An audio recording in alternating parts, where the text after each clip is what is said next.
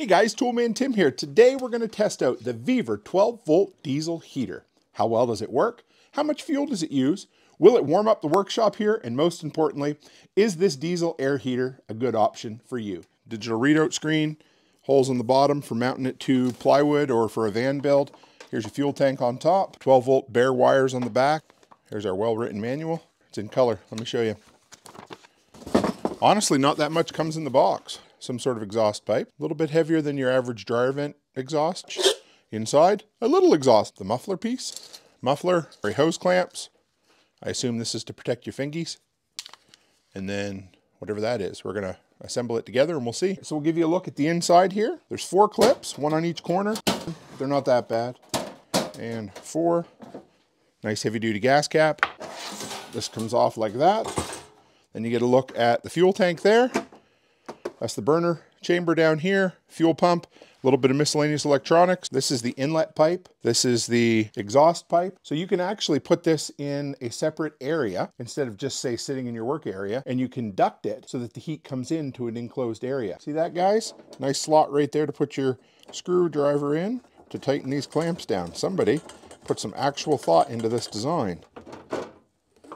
Okay. I did see on another video, there's a little drain hole there, so make sure that's facing down when you're using it. I assume this acts maybe like a pre-filter. Okay. Air inlet, some screws if you want to mount it to wood.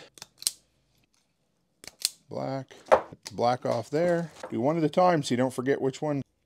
There we go.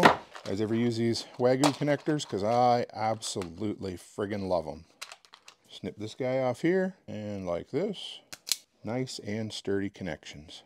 I can't pull them off if I try. We now have a power adapter. So first off, it's powered by 12 volt. It says it's good down to -40. It consumes 0.2 to 0.5 liters per hour, depending on whether it's on low, medium, or high. Comes with a remote, which has on, off, up, and down temperatures. Around $125 USD. They say it's designed mostly for uninsulated shops or for the van lifer. States that it's quiet and quick heating.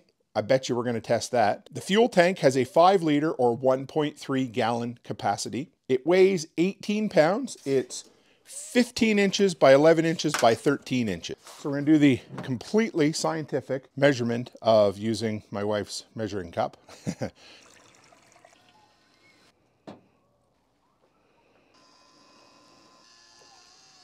So here we go. Look at that. Set a 5 liter tank and we got about 4.7 liters in there. So let's start with the internal temperature of the garage right now, 6 degrees Celsius. We're gonna turn it on. We're gonna run it for exactly 1 hour. There we go. We're using some power now. We're using about 67, 70 watts. It's heating up the glow plugs. You can hear the fan going a little bit. She's kicking. You can hear it warming up now. It's at heat 3. Now if you guys can hear that clicking, that's the fuel pump starting to pump. They all make that noise. This thing sounds like a computer fan running right now, except with a knock in it. You hear the fuel pump seems to be kicking up a little bit faster. Still cold. We have an E8 error right at the moment. We're going to figure out how to fix that. Yes. All right, here we go. Look at this. Ready? I can smell it. All right, I'm getting 30 degrees Celsius on there right now. Within a few seconds, you're getting hot air coming out of there. Around 40 degrees Celsius coming out of there now. So we're gonna leave it run for 1 hour and we'll see how much it uses. Now we're gonna check out the audio, see how loud it is.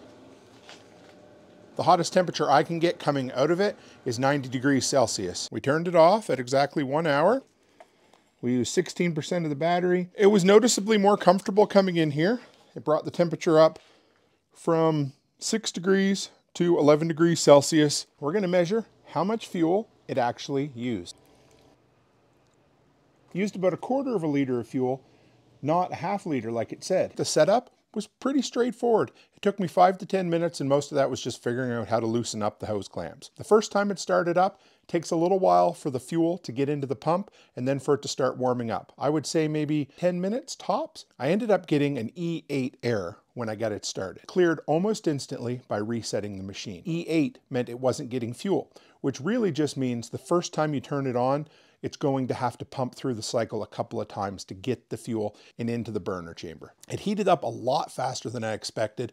Once the fuel was all the way through the pump and started heating up and burning, It was almost instantly you had heat coming out of it. The fuel tank, you see the measurements, was slightly smaller than expected. About a quarter liter less than what they actually said. It's supposed to be 5 liters. It was around 4.7. As far as the noise, it was below conversation level. I would liken it to when we have the air fryer running on the counter in the kitchen. One thing I did notice though, is on the exterior of the garage, you ended up hearing the exhaust quite a bit more. If you're van lifing it, that might become a bit of a problem. Something else that I didn't realize about this entire machine is that it's modular. And what do you mean by that, Tim? Well, let me show you. The big thing first is this screen comes off and you can run an extension wire to it. If you wanted to put this in an enclosed space and then run this panel up on a wall so you could use it like a thermostat in a van, or maybe put this underneath a seat, or hide it under a workbench. Everything under here comes out the bottom, the exhaust and the intake. So you're gonna need to run it down through a floor. Make sure you don't have too sharp of a 90-degree in there and you kink it off. If you're gonna do it in a small space, you gotta remember, you gotta have it raised up just a little bit on something like 2x4s. The screen itself was plenty bright. I was able to read it from across the garage, no problem at all. It would go to sleep after a little while. I'm sure there's something in the settings you could mess with that. When this thing ran, very little burn-off smell, almost not noticeable in the enclosed space. As far as fuel goes, it burned about a quarter a liter of fuel, which is about half of what it said. It's a little bit underpowered. I had this cranked up to 6 almost the entire time, and it still only burnt about a quarter of a liter. It used about 125 watts of power, which means this guy here could run it for about 6 hours. The remote worked from across the garage. That's all I really needed it to work. The exhaust pipe, this silver guy over here, gets really hot. Be careful. I touched it with the back of my fingers and burnt the tops of my fingers. Yeah, I know, it was stupid. So who are these small Chinese diesel heaters really designed for? I mean, first and foremost, the one that they're pushing it at is for vans and small trailers. People who are living an off-grid, incognito, van life lifestyle. These are perfect for enclosed spaces like that. Now, of course, make sure they're vented properly. If you had a 12 by 12 fully insulated shed, this thing would work absolutely great for that. Now, if you live somewhere like Tennessee, for instance, where our off-grid property is, and it doesn't get below freezing very often. You just want to take the chill out of a shed when you go out to work in it, or maybe it's damp and you just want to warm it up and maybe dry it out a little bit. This would be perfect for that. Now, who isn't this for really? I let my garage cool off for about 2 days, turned the heat off completely, and it was just above freezing in here. It's insulated, but it was cold. But it's only just below freezing outside this morning.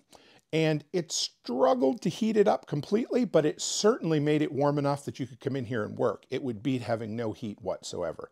It's not good enough, in my opinion, to fully heat a 16 by 24 garage here, especially on the Albertan prairies where it gets to -40. For full-time heat, probably not ideal, but it's certainly going to get the chill off. It's going to allow you to work in a spot like that, which is a huge bonus when it gets that cold. So overall, this thing would be great for enclosed spaces, for places where it's at freezing or just a little bit below, smaller areas that are fully insulated. This just isn't going to work as a full-time heat, keep it completely warm like a ceiling mounted natural gas heater would. But I don't think this is designed for that, and I don't think it's pushed toward those folks. This would be great when I used to have a completely unheated garage and I just needed to get the chill off to work on a snowblower. So I hope this look at these diesel heaters has kind of opened your eyes a little bit. If you're kind of going down the rabbit hole of checking out backup heat for workspaces and that sort of thing, and you're like, I wonder if propane would work. Well, check out this video I did right here of the TubeBuddy heaters. I heated my wife's she shed in the middle of winter. You'll see how it worked. And if you stuck around to the end of this video, well, I gotta say thanks, because I made this video just for you. And the cool thing is, I got a ton of other content just like this over on the channel. So do me a favor, slap the subscribe button, stick around, and guys, as always, stay happy, stay healthy, and have a great week.